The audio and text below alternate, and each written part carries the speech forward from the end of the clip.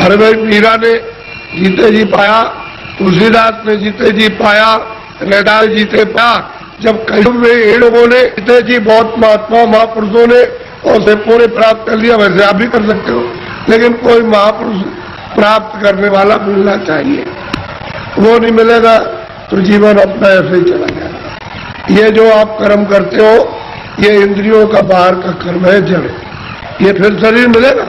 अब की बार हाथ पे चला गया तो ये गांव आपको, ये बच्चे आपको, ये सब कुछ देखने को आपको नहीं मिलेगा। वो दूसरी योनि में कई जंगल में बंद कर देगा, वहां करोड़ों वर्षों तक भटकते रहो, रोते चिल्लाते रहो उस दुख और दर्द में।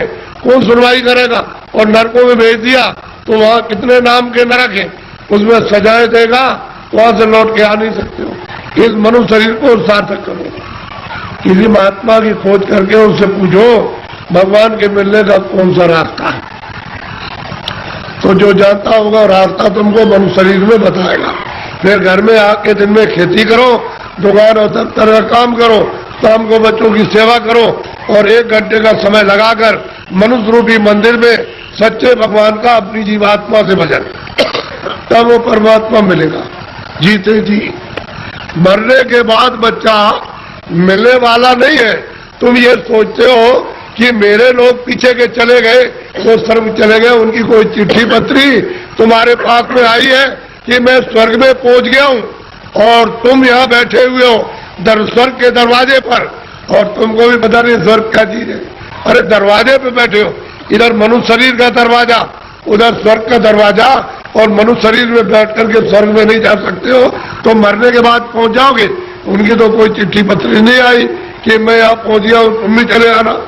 तुम भी चले आओगे, और न तुम जानते हो कि मेरे जाने वाले घर के कहाँ गए, उसका पता तुमको नहीं है। इसलिए मनुष्य शरीर के द्वारा अगर तुम पहुंच गए स्वर्ग में तो पहुंच गए, और ऊपर चले गए तो चले गए, और नहीं पहुंचे तो स्वर्ग जाने वाले मरने की बात नहीं हो। इसलिए खोज करो कि मनुष्य मंदिर है, ये असली मंदिर में घंटे घड़ियाल 2400 घंटे परमात्मा के बज रहे। लेकिन तुम्हारी अगर आंख बंद हो जाए, कान बंद हो जाए, तो बाहर से न तो सुनाई देगा न दिखाई देगा। इसी तरह से तुम्हारी अंदर की दिव्य आंख और दिव्य कान तुम्हारे बंद हो गए तो सुनाई और दिखाई नहीं देता। तुम्हारे अंदर के वो दिव्य आंख और दिव्य कान खुल जाए तो सुनाई देने लगे, दिखाई देने लगे। मंदिर में सच्ची आरती करो तो खुश हो जाएगा, प्रसन्न तुम्हारा हो जाएगा कल्याण। पूजा करो, प्रेम के साथ पूजा कर लो, लेकिन देवता से ये कहो कि मुझे सद्बुद्धि दो कि मनुष्य रूपी मकान में बैठकर मैं अपनी जीवात्मा को जगाऊं और दिव्य नेत्र खोल करके आपका सच्चा दर्शन करूं।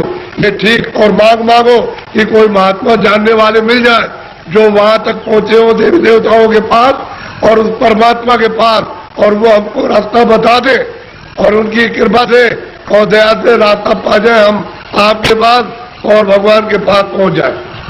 ये देवी देवताओं से, गंगा जमुना से प्रार्थना करना चाहिए, और ये प्रार्थना करनी चाहिए कि ऐसी सद्बुद्धि दो कोई पाप कर्म न करे, कोई झूठ न बोले, धोखा न दे, बेईमानी न करे।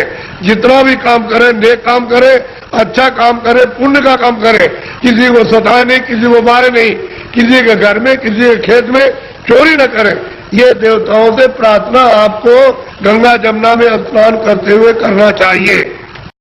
अब आपको एक मोटी बात बताए, आपको सबके सब यहाँ संस्कार आए हुए। एक महात्मा जी जंगल में चले गए, खेत पकने वाले थे, ये गेहूं और ये सब चना और डो पकने वाली थी, तो पेड़ के नीचे बैठ गए। किसी गांव के लोगों ने देखा कि ये कौन बैठा, तो गांव में खबर दी, गांव के लोग चल करके आए कि भाई आप कौन है, कि भाई हम तो हिसाब करता है।